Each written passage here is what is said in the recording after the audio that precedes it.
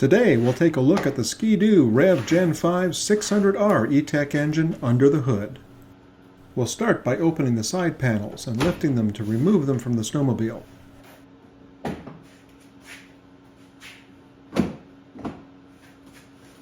Next, we'll remove the console cover by simply sliding it back towards the handlebars. Next, we'll need to remove the two silver Torx head bolts that were hidden under the console cover.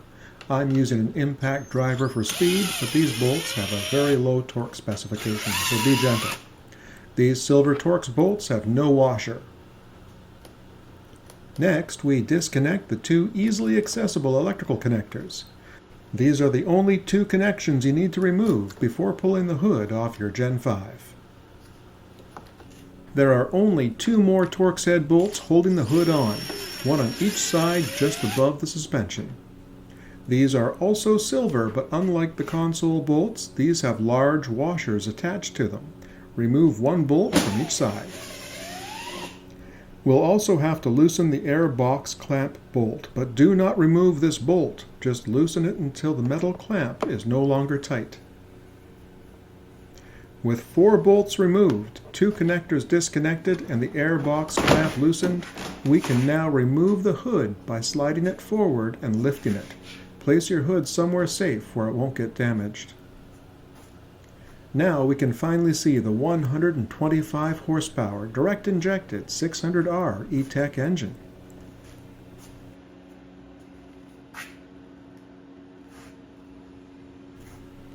To put the sled back together, carefully place the hood over the engine bay.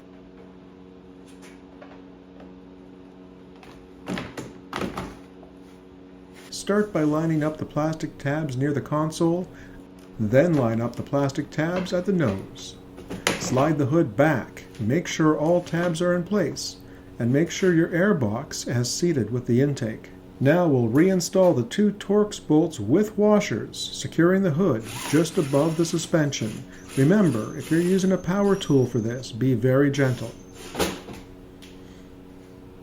Next, we'll install the 2 Torx bolts without washers in the console, again being gentle with the impact driver.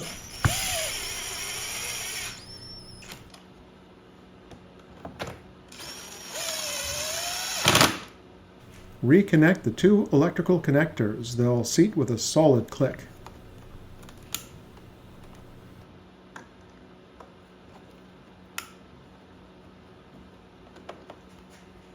Next, we reinstall the console cover by aligning the tabs, pressing it forward until it clips into place.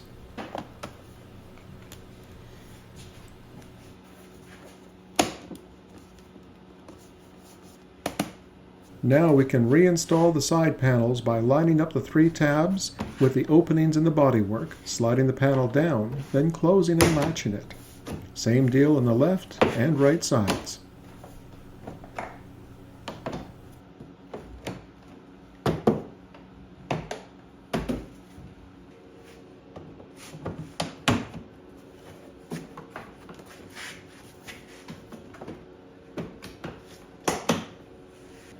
And since this is a brand new sled that's never been out for a rip, I'll take the time to wipe it down with some quick detailer to make sure I didn't leave any smudges or fingerprints in the bodywork.